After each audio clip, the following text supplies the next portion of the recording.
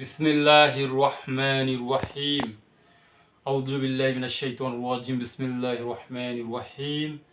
ওয়া মা খালাকতুল জিন্না ওয়াল ইনসা ইল্লা লিয়াবুদুন।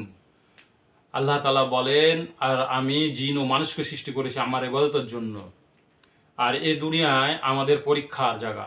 এখানে আমরা কখনোই কোনো দিন শান্তি কিংবা আরও কিছু খুঁজতে যদি থাকি তো কিছুই পাবো না, কারণ এখানে পরীক্ষা চলছে।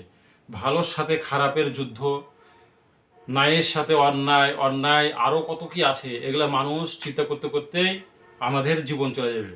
অতএব আমরা চিন্তা করি যে কিভাবে ভালো থাকা যায়।